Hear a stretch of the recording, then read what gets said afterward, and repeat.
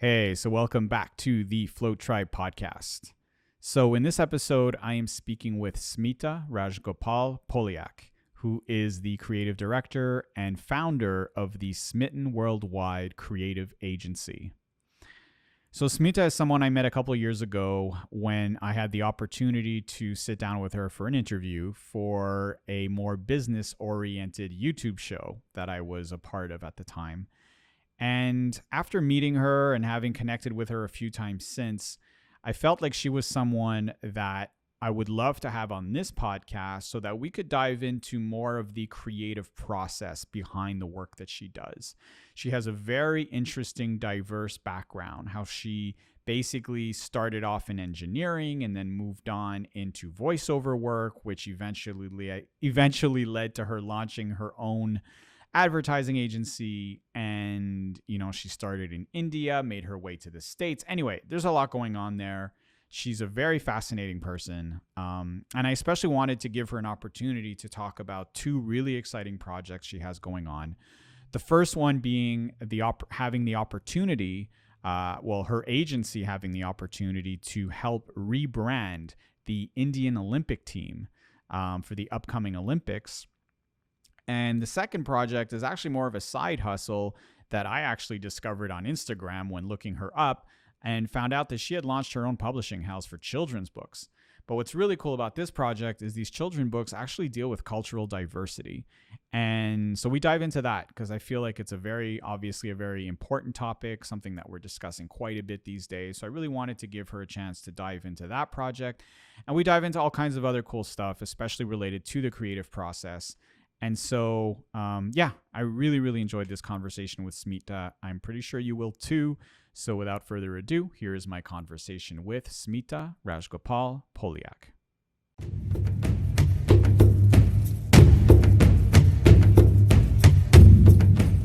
All right.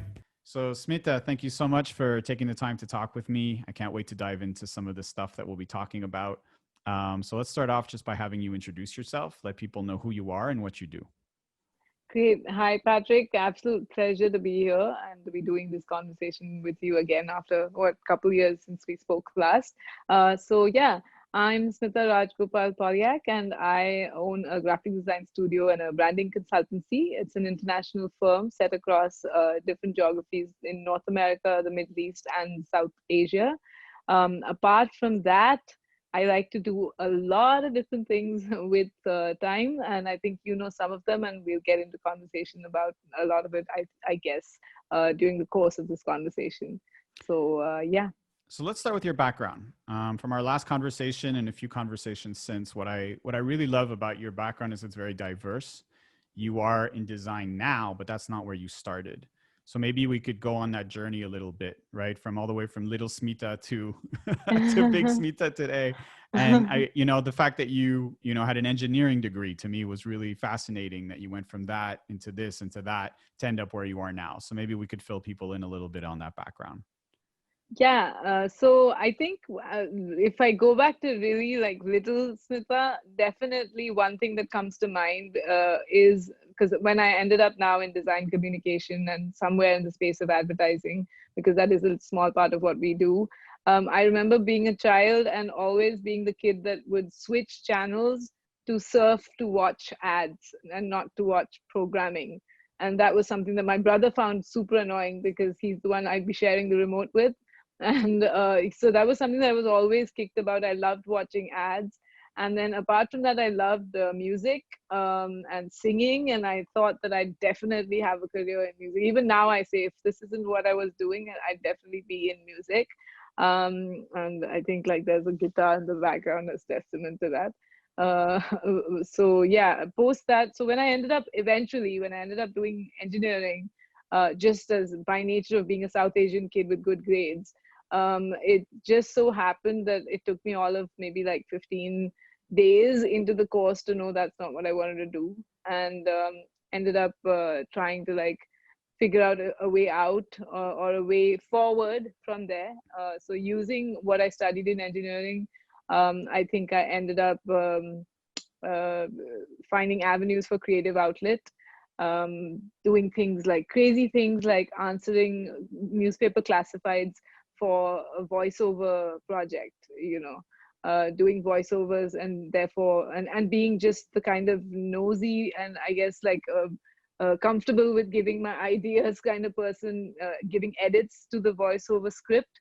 And just so happened that the CEO of the company was there for the recording session, and he heard and decided that I'd be the perfect writer for the next project. So that's how random and yet not random the journey has been for me in terms of carving out what I wanted to do. So I ended up getting that creative outlet of writing for a tech company. And the reason I could do that was because I had the tech background of engineering to kind of like lead into the skill set needed for that project, to doing voiceovers, to doing music recordings that led me to some other interesting projects. And then one thing led to the other.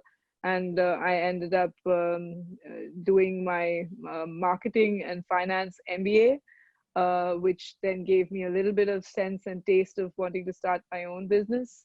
And that's how I ended up starting my own company, which is the firm that I run now, a design communication firm, for just over 12 years now. So there's a few things in that. You mentioned as a kid that you would prefer to watch the ads than the shows themselves. And the other thing is, as a creative person, there's different avenues for creativity, right? Art has so many different paths that we can choose. What made you choose marketing versus maybe a more traditional path like, graphic design or anything? Well, I mean, graphic design usually leads to marketing, but what I'm saying is, what was it about marketing versus just general creativity that drew you? What is it about marketing that really grabs you? Because as an artist, someone who's also worked in marketing and advertising, sometimes there's questions about that, right? Because in many ways, advertising is almost evil, right? Because of the way it's manipulative. It's much more about psychology than it is about art. But I would also argue that no, there's a huge amount of creativity. And I think it's finding that balance between the two that's, for me anyway, super interesting. So what is it about marketing that draws you so much? So I think it's not marketing as much as it is communication for me. I think that's what I love the most. And I think I find that in almost everything that I love to do. I think communication is definitely the key anchor for me that gets me up in the morning, and I like doing it. Maybe it's even, it goes back to when I swear this story is so real. And my mom used to say it to me, and I used to find it ridiculous. And now I think back about it. She says that when I was a baby, I used to love to babble so much, and that I used to get annoyed if there's not someone, a human face in front of me to talk to. I'd get so annoyed, and my mom didn't have the time to like constantly be standing there. So she used to put me under the clothesline because I used to communicate to the clothes that were moving in the wind. So genuinely, like I enjoy getting messages across to people. I enjoy having conversations with people. I think music, that's why I like it, because music is a form of communication. As a side hustle, I started a publication company, a publishing house, about 3 months ago now. And again, we put out children's books, and I think a lot of the stuff there is about communicating. Even the work that we do when it's marketing, it is communication. It is about helping brands and businesses, products, services, be able to communicate rightly what they do and what they're about to their audiences. So I think those are the things that like get me up in the morning, and I enjoy doing that. Yeah.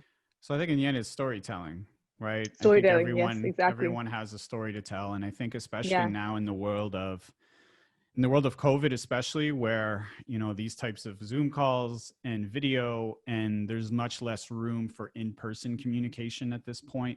So I feel like these mediums are actually becoming more important to understand and to use in a positive way, because I think that, whether you're a company, whether you're an organization, it doesn't really matter. Learning to use these tools is going to be a really important way of getting your story out there. I think the other thing we're seeing a lot in marketing now is this need for authenticity, right? The days of, the super polished, video ad with paid actors and all that, people are kind of sick of that. People want to hear the real stories. They want to see the creativity. They want to be blown away, because there's so many ways that we can come at you with that message. Would you agree with that? Yeah, 100%. And so authenticity is really like it's unfortunately a cliche now, people say it, but it's true. It's a cliche for a reason. It's because people identify with things that are real, and they understand real conversation, real communication. And that's why, I mean, today if you look at like even the latest, I think I was just watching it yesterday, the latest ad from Walmart, it's entirely inspired by a TikTok trend. And anyone who's been on TikTok sees that ad and they can see it. So I mean, you can see that people are letting like just general, easy, on the fly, phone based video making become the norm for making like a mainstream big budget ad by a mainstream ad. Sorry, by a mainstream company. So yeah, I think that somewhere lends to authenticity, because just being able to record something with your phone as you normally would in a day-to-day situation is suddenly becoming the way we're communicating about a brand. Yeah, and I think in the end, that's what it's about, right? It's using, I think, the days of, like I mentioned, video, that's just one thing. But, right, in the day, there was a day where it was, hundreds of thousands of dollars to produce that video spot because of the Yeah, amount of equipment that you would need and the actors and the studio and all of these things that went yeah, into it. the As where production. now I can take this one piece of equipment and create an entire marketing campaign if I wanted to, right? Yeah, All the tools I need are right here. And I think that companies that find creative ways to do that are the ones that are going to stand out, because now they're connecting to people on a whole different level, right? right. So what are some creative? There's a story you told me last time we spoke that I thought was really fascinating, which was this company. I forget where they were, but I believe it was a hotel chain. And you mentioned that your engineering background came in, and you found this really creative way. It was a wall, I think, that they had asked you The to Is it the design or to bubble build. wrap? Yeah. Is it the No, not the bubble wrap bubble wrap. project? It was the Oh, windmills. the pinwheels, Yeah, the the pinwheels. pinwheels. That's it. Yeah, That to yeah, me yeah. was really interesting because it demonstrated a whole other level of thinking, as where most companies would just come in with probably some traditional visuals that they could slap on this wall, as where Yeah, you came in with this whole other way of approaching it. And I'd like you maybe to tell that story again. Don't take too sure, long to tell it, but I love it because one, it brings in your engineering background and demonstrates that it's okay to have this diverse background on your journey. But I sure. also like the fact that the reason they hired you was because you were willing to take that extra step. So maybe we Yeah, could tell that story again, because I thought it was sure. really Yeah. great. Sure. So it was essentially a real estate company that had a new project of a huge building that was coming up, a complex that was coming up, and they had this big construction wall that would be sort of the facade for the project for a couple of years. And for those 2 years, this entire, whatever long stretch of wall that we had was supposed to have some graphic on it.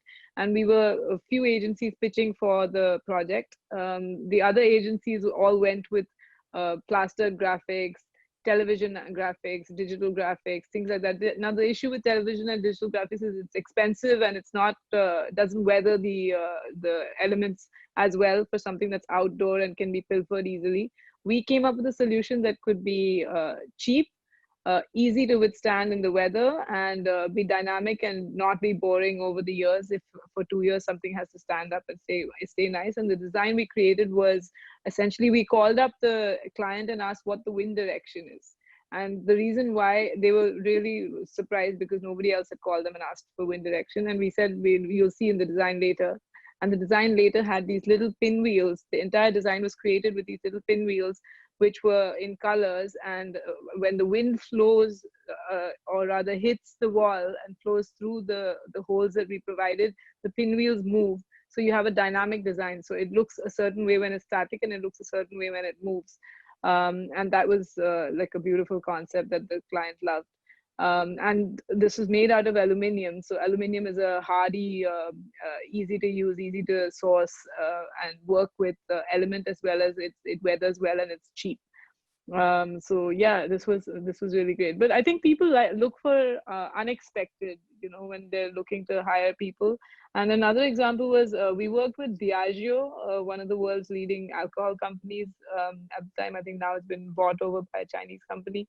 But Diageo has brands like Johnny Walker, Guinness, Bailey's. These are the prominent, Smirnoff, etc., the prominent brands that an average person would know. And I was going pitching for Diageo's business, and the brand manager said that I was the only one who would come in from an agency without a presentation that was a PowerPoint. Everyone else had come in with PowerPoints, and I went in with actual work, like physical copies of some brochures and some invites and like a couple of other things, printed actual hard copies.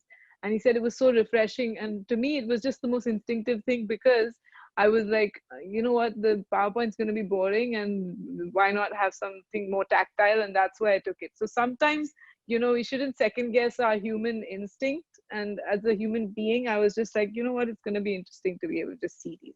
It's nice to be able to pull this out and hold it and, turn it around and see the paper and see how the effects have come out and things like that. And I think as a smaller agency, you're more used to doing things like that because you have less. So you're like, I have a smaller portfolio, let me showcase it like this. So I think your circumstances, sometimes you should allow that to build the narrative that you're building and not overthink it so much. Because if I had now today, I'd actually maybe like think twice about it, and then I have to remind myself, no, you know what, it's sometimes a nice thing to take tactile and don't worry about a PowerPoint. Yeah, and I think what you're saying too is it's easy to fall into that trap of what's expected. Yeah, Right? exactly. Where they're expecting this, the same way that you dared to make changes to the scripts, to the voiceovers that you Yeah, were being asked to exactly. do. Because As what's where they going most to say? They're going to actors say would be no. like, I won't dare say anything, because what if I get fired, and what if they don't call me back and all that? I'm going Yeah, to be disruptive and they're going to think I'm difficult and all that. But instead, you just yeah, like, hey, this is what I think. Why not? And next thing you know, it turned into something really cool. And I think yeah, that, when everyone else is doing white, why not try black and see yeah, what people think, exactly. And I Yeah, also think it lends to your authenticity, right? This is how I do it. And if you don't yeah, want to hire me, that's fine, but I'm not going to play your game. I'm going to play the game that I'm good at. And some yeah. people will love it and some people won't. Some But people in the won't. end, Yeah, you'll work with the clients you want to work with, the ones that recognize a different way of doing things. And that's just going to make you more successful in the end. absolutely true. And that reminds me, when we launched, when I say we, it was all of me Yeah, we. with my I've done website. that too, where we is me.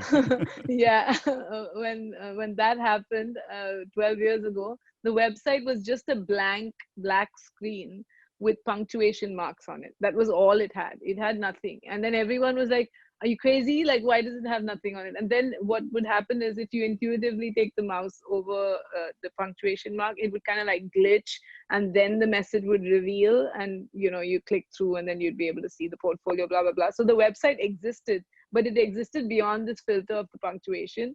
And everyone was like, that's not how you do things when you start a business. Up front and center, you should say what you are and all of those things. And I said, you know what, it's fine, it'll be the filter. That means that if Yeah. people get it, then they work with us, then they'll be happy to work with us, because this is the kind of like, offbeat stuff that we'll be doing. So if they want it straight up served, without any sort of reveal element, then maybe we're not the right agency for Or them. if they're So too it's the lazy to same way. scroll the mouse, I really think you're going to be that interested in working with us anyway. Yeah, I so love yeah, that stuff. I love the it's just mystery. about I fixing love the this. filter. Yeah. Yeah. Yeah. I love that stuff. There was a book I read many, many years ago when I got into marketing, which was guerrilla marketing. Okay. Guerrilla, Guerilla. Yeah, yeah, yeah, yeah. And it was all about this was the shift. This was kind of before digital. This was kind of before YouTube and all of these tools and social media and all that. But it was still that there was a shift happening where the traditional ways of doing things were starting to shift, right? Like the days of Mad Men, it just wasn't that anymore, right? It was really like, if you don't have a budget, if you don't have the access to the big names and the big agencies and all that, you can still make things happen. But you need to be willing to Right. do things differently. You need to be willing to think outside the box. And I love that. I love that because as an individual with no budgets, with no, reputation, you still have a chance. But you have to be Yeah. willing to be bold. You have to be willing to be daring. You have to be willing to try things that other people aren't trying. And I think most importantly, you need to be willing to fail, right? Yeah. If you're afraid of failure, I don't think you can make it, because in the end, Yeah. you're going to fail 10 times before you succeed once, right? So do you have 100%. any good failure stories? Ooh, failure stories. So many. Let me think. What could be a good failure story? A failure story about this website that our website when we started off. was the fact that it was made entirely in Flash, and Flash went out of style and use, I think, about 2 years into making that Yeah. site, or like it. So essentially, we just had to end up making a new site, but we didn't even do it for a good another 5 years or so, I think, because we were just like saying, you know what, and that's when you have to like figure out your priorities. We said, see, either we can spend time and effort on making our own website again, or we can be happy about the fact that we have clients now, and we actually are a we now, there's a team, and we can actually like churn out more work, and the work can get us business. So we don't need to obsess about you know uh, fixing our site, because the point of having our site is to get business. We have business, our business is getting us more business, let's just focus on that. We did that. But that said, I still remember a funny immigration story. I was at the immigration counter and they were verifying that I was truthfully founder of a company, and I'm like, yeah, we have a website. And then the guy's like, Your site doesn't and I was work. praying. I said, "Oh, please let him have Flash on his system, God." Oh god. And for some reason, it worked because he had Flash on his system, I still so that was remember the okay. days. I got into web design right when Flash was that big thing where every client Yeah, needed that Flash animation yeah, introduction. And so I'm yeah. teaching myself Flash and all this stuff. And then it was that constant need to refresh your Flash driver on your computer that Yes, would pop up. Like, and then they would it use was that to so download annoying. crap onto your computer by Yes, downloading these fake. Oh my God. I'm so happy those days are it was over. Yeah. really, But I mean, yeah, as a medium, it was interesting. It was interesting yeah, because it created this new way of putting some movement into websites, which I thought there yeah, was some yeah. beautiful stuff that was created in those days. You Yeah, know, I think but there it was was it was super annoying. I remember yeah, how bad that pop-up how used to be saying yeah. download Flash Player, and you're Yeah, and like, then oh, also something I learned through that process, and I think it goes for video now, what Flash was back then, because back then video on a website was impossible, was you can create the best Flash animation in the world, but once people have seen it once, they're no longer interested. that's it. Yeah, They're no longer yeah, interested. And in the end, how much value does it actually bring to your website, to your company, to your message, to your story? Not very much at all. Unless so you found true. a way to make it interactive, unless you found a way to change it up constantly so people are like, whoa, that's new. But I think the trap that a lot of companies fall into back then and now with video is they do that one big thing that people see and it's impressive. But once I've seen And it, it's I've just seen it. once. Yeah. And Yeah, then that's it. Right. I think the way to keep people interested is to do that small thing, but keep it changing, constantly yeah, evolve what you're doing so that people are constantly waiting for that next thing, yeah, so that yeah, they're like, oh, I can't wait to see what they do next versus, oh, yeah, I saw that nice, crazy video you did, but now I've seen it, yeah, you know? yeah, Yeah. yeah. So, speaking of clients, I'd love to segue into one of your bigger success stories recently, which was the contract to design the new logo or the new look, or maybe you can explain it for the Indian Olympic team. Yes, Um, yeah. what I love about that's, I'm going to let you tell it because I'll probably butcher it from the little bit of information you've given me. But I've been thinking about that, and I wanted to ask you, how is it different to design a brand or a logo or whatever for a company versus Versus, something which has so much cultural importance, right? I mean, yeah, this is a country. This is representing how many people are in India at this point? Billion? More than a yes, billion? more than a billion, Right? That's more 1.4. than a Yeah, billion people that are going to, in some way, attach themselves to what you're designing. I mean, that's pressure, right? yeah, To a certain yes, extent. I mean, a company is one thing, and obviously it's, the money that comes with that contract, and it's not to belittle those projects, but I feel like the cultural element here is very different. And I'd love yeah, to know more about that, especially as an Indian woman. This is your country too. This isn't like yeah. some random thing. So I'd love for you to maybe dive into some of those elements. Like, what was that like? What was that experience? And yeah, so maybe just talk to us about that. Yeah, so just to context, to put it in context, what it is and what the project was, even before I speak about it, was so the International Olympic Committee, the IOC that sits out of Switzerland, they own the Olympics technically, so they are the Olympics, and they have something called an NOC, which is a National Olympic Committee for every country that is participating in the Olympics. So these NOC identities, each NOC has an identity, which is basically that country's logo along with the Olympic rings. So those little logo units are owned by the International Olympic Committee. So you have the Olympic Committee that has those well recognized rings, the Olympic rings that you see, and then you have NOCs that are country Olympic associations, all 266, I think, of them. So of which the Indian Olympic Association's identity was designed back when India was still under the British rule. So that's that's like 100 years ago. Over 100 years ago is when that identity was created, and it hadn't been changed since. So it was a milestone event to have to change that identity. And then on top of that, the fact that every graphic designer's dream, I think, could arguably be to do something of this kind of magnitude, just because it's a national identity. And then for that national identity to be my own national identity, it was a lot of pressure, yes, for sure. Plus, my dad is an army officer. He retired as a general from the Indian Army. So having seen him serve the country, through all his years of service, it was just like all the more like, oh wow, I'm getting to do something that is for my country. It was just like a really sort of emotional piece to the project. But that said, the kind of layers that come to designing an identity that is backed by a nation's people of like 1.4 billion odd that it is, was really difficult, and yet rewarding at the same time, because I think what we saw and created with the identity was so well received, and people almost immediately got the meaning and the reasoning behind the identity when they saw it was really rewarding. So building in, for us, it was about thinking about the main inspiration for it was the fact that we saw there's too many cultures, subcultures within India, that there's no way we can layer all that into something and create an identity that is minimalistic and can work, cleanly, and can carry forward in a classic way, for the next 100+ years. So what is it then that is that one thing that kind of unites us? And for us, it was definitely the tricolor, which is the Indian flag. And the reason being is that whenever you're in an international sporting event, the one thing that you see is the athlete taking a lap around the stadium with the flag. That is the one thing that every country, and we're in a space where there's so many visual tropes.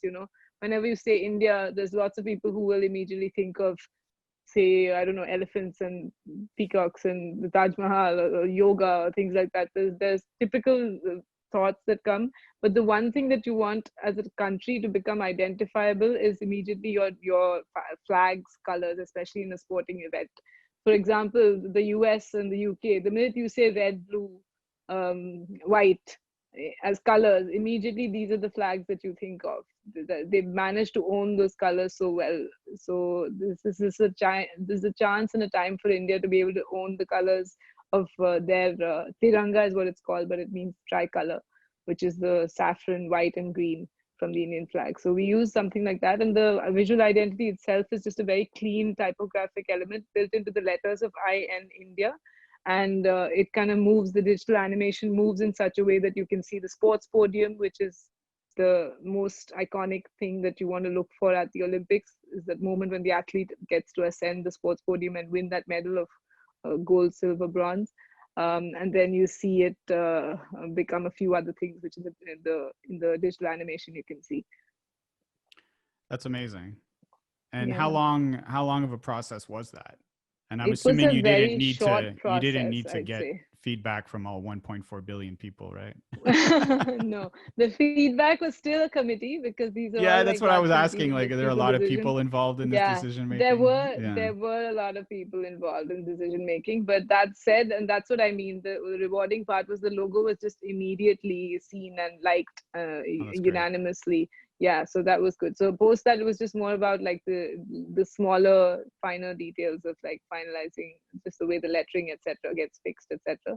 But the identity itself was very easily accepted by the client, and we thought that was great. I think we presented 4 options, and out of which they immediately picked the option that was selected. In terms of length of project, it was one of the shorter projects for something like this. We would imagine it going much longer. I think the pandemic had some part to play in it going longer as well. But because it would have been even shorter than the way it panned out, but because the delay in the Olympics itself, we got a little bit more time. So it was about a 6-month process, I'd say. Yeah, something like that. Okay, well, that seems pretty reasonable. Now, Yeah, speaking of the pandemic, I'd be curious to know a little bit how it affected your business. I know that you guys were already kind of pros at working remotely, yeah, given that you have people in India, you have people in the US, you have people, I think, in Dubai, you mentioned. yeah, So I'm going to assume that you guys were already kind of prepped for this type of situation in a way. yeah, But yeah. other than that, were there some things that you had to overcome nonetheless? I mean, the one thing, the challenge is the internet connection at people's homes, because Right. that's different from when you're having internet in the office. Yes. So that was a challenge, and things like some of our offices in India, or rather people's homes in India, there's power cuts. So and in the office we have power backup and stuff like that. So things like that. It's just basic logistical issues like that. But apart from that, luckily, like you said, we've been prepped for being able to work remotely. As a team, we've worked across geographies long enough, so we're all very, very familiar with working off of Zoom calls and like Skype calls and all of those things. And time So zone yeah, issues, I would yeah, time assume. zone issues. Yeah, and I mean, we've been using WhatsApp. Like someone asked me once, someone in HR asked me once, many years ago, as to how I managed to keep the team so well knit despite the geographies and despite the fact that some of them have not even met each other ever. And I said it's this wonderful thing called WhatsApp. We actually have this little group chat thing, and that time WhatsApp wasn't. It's still, I think, not very popular in the US, but in large parts of South Asia, it's really popular, and other parts of the world as well. But it's group chat, like we're talking all the time, and yeah, it's like we know each other. I really like that idea though, but I think what you're mentioning, like just WhatsApp, I know what it is, by the way. Yeah, I think what it is like by using that type of communication device versus the formal Zoom meeting, is you yeah, create a casual atmosphere yeah, where people won't be afraid to share this cute thing that happened to their kitten, or this random restaurant that they went to, or like you create this group chat culture and you create this much tighter knit work environment, I would think, yeah, right? Where yeah, suddenly it's more than just work. We're friends. We're people who care about each other's families and all that. And that's something I think that more and more people are starting to live with this with the pandemic, is suddenly, because everyone's working from home, I get to learn that, oh, you have a cat. Oh, is that your son running in the background with his pants off? Like things that, no, but it's funny because now it's okay for those things to happen, right? Like these things would never happen at the office, but now that people are in their homes, things are going to come up. I'm pretty sure my son has walked by a couple times already on this call. So I think that's awesome. Honestly, I think that if yeah, anything, it's kind of opened up what's okay when it comes to work, right? It's okay to know each other better. It's okay to learn yeah, more about each other. And I think it just creates a much tighter company culture. So what are yeah. other ways that you guys work on that culture? What are other ways that you guys stay connected? I think the WhatsApp is the oldest, and you hit the nail right there. Exactly that is it. It reminds people that we're people at the end of the day, and I think that's something that I see missing in other organizations sometimes, like the ones where people are unhappy, and that's usually why it is, because it's never like, I think the first thing we end up asking each other is genuinely like what's happening before we get into any work conversation. Like unless it's some sort of a tearing fire, houses on fire kind of situation, but typically we have a genuine conversation on what's happening, and especially in the creative space, I think it's so important for someone to be in a good headspace, to be comfortable, um, for them to do great creative work, that's not going to happen if that's the case. And so it's important that we each individually have a good pulse of what is the other person's emotional and just mental health and level, before we're talking anything work. So I think that's something that has, and funnily enough, we've been attracting the clients that are in the space for this thing as well. One of the more recent clients that we had at the start of the pandemic is Mental Health First Aid India. Mental Health First Aid is an international organization again, and they have a presence in every country. So we're working for the India arm. And yeah, I mean, a lot of the topics that we're working on for them is exactly this, is talking about how to sort of build that team camaraderie, and how to build advocate for good mental health practices at workplace. And I think that's all part of what we have in Smitten's culture, in my company's culture. Yeah. Yeah, I assisted in an interview recently for the CEO of this big, multi-billion-dollar corporation, and she was mentioning that on every Zoom call she gets on, no matter who it's with, the first thing she asks is, "How are you?" Yeah. Not, "Let's get straight to business." It's like, "Are you Yeah. healthy? Is your family healthy? Are you well?" Now that we've acknowledged each other as human beings, now let's talk business, right? Yeah. And I think Yeah. that's the new reality that we all live That's in. so good that it is, because typically otherwise what happens is either it doesn't get asked at all, or Yeah. it gets asked perfunctory at the end of the conversation. Is, oh, so everything Oh, good? by the Okay, way, okay. yeah, how are you? Yeah, Right. Now that yeah, we've yeah, dealt with, yeah, like you said, I mean, if the house is on fire, let's deal with that first, yeah, yeah, to make sure we're actually out of that house yeah, before, anyone yeah, gets hurt. yeah, But I think it's so important. So now I'd like to segue into another project you have going on, which are the books, the children's yeah, books. I did not know about this until I discovered it on Instagram. And then I love it. I love it because I think, first of all, it's such a great creative outlet.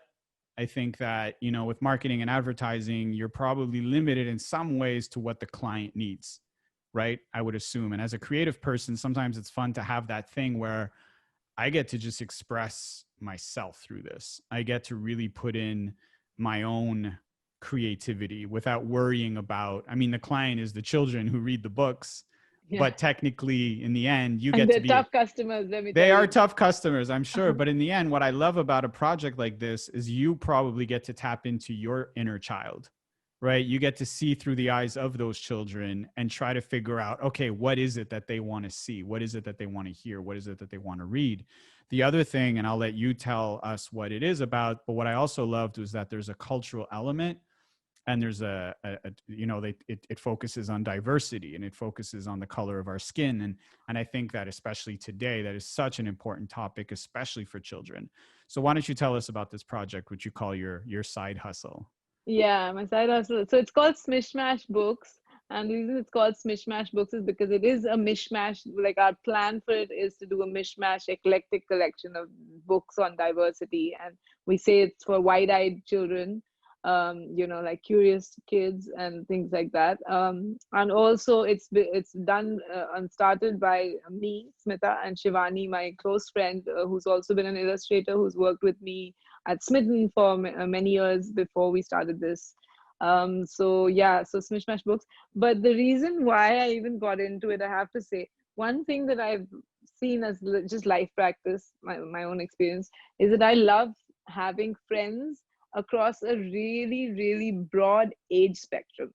So I genuinely have, like, my closest friend, and she's my genuine close friend that I speak to almost every single day, long conversations about everything under the sun. She's 5 years old.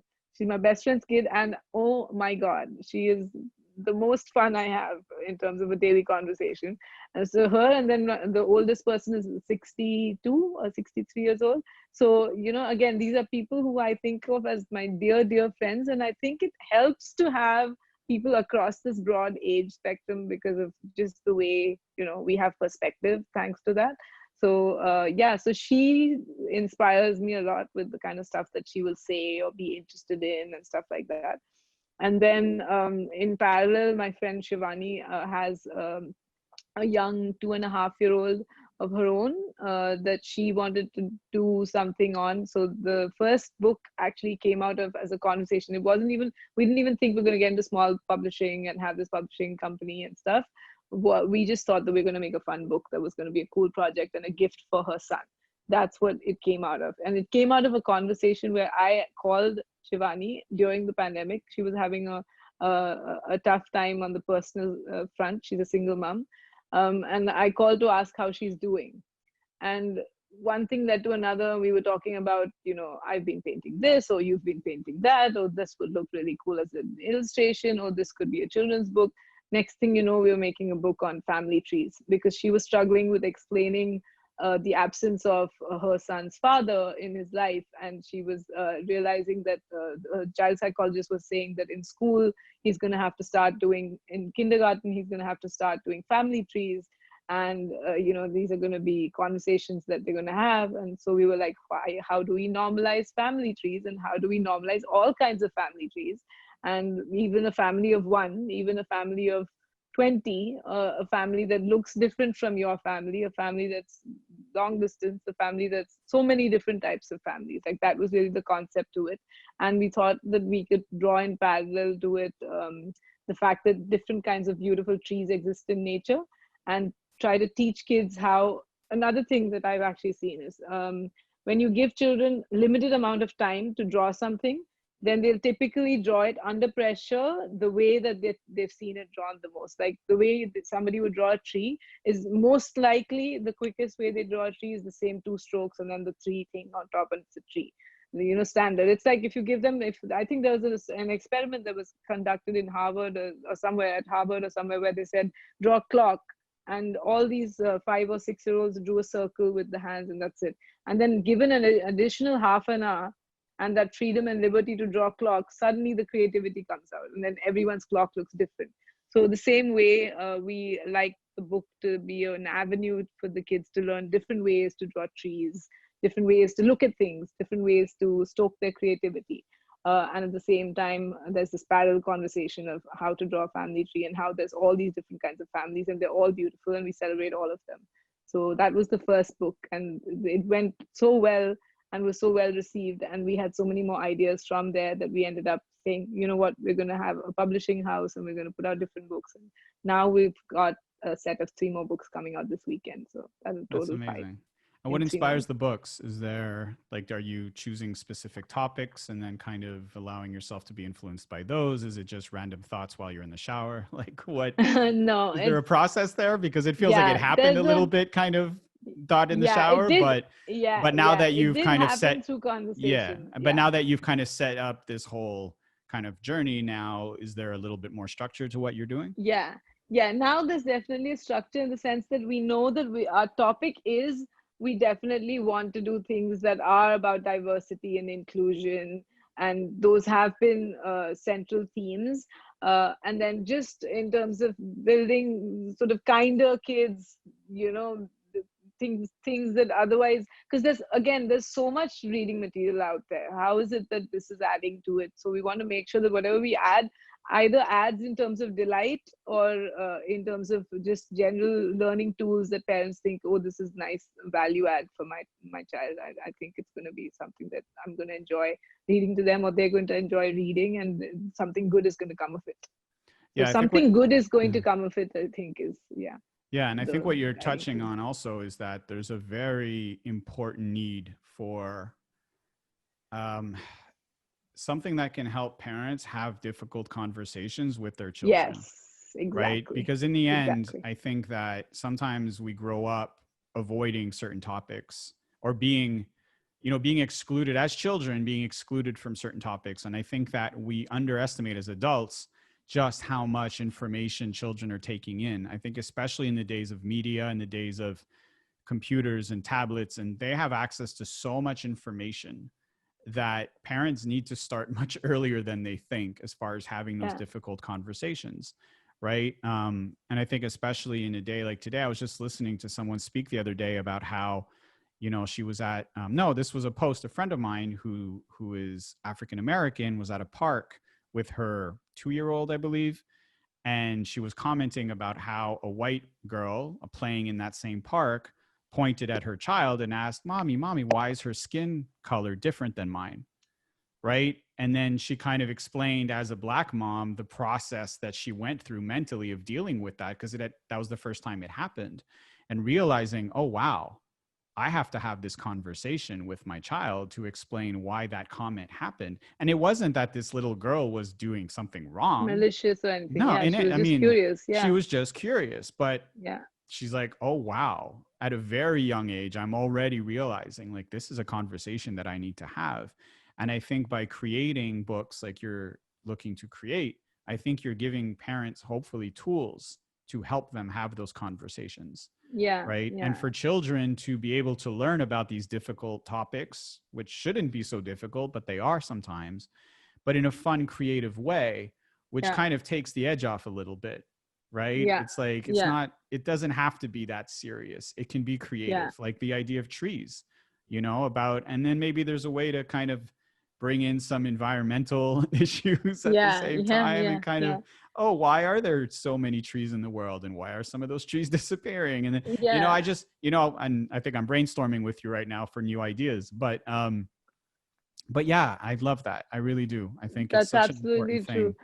And that's exactly what we wanted the books to be like. One Two Trees, which is the first book, which does talk about family trees and the environment in that way, is quite open ended, and we've explained that is that it gives you the ability to have whatever conversation you want to have with your child. That's touching upon so many of these sort of bits that we've laid context for. And same way when you talked about this incident, the post that you're talking about, the second book that we did, I See Black.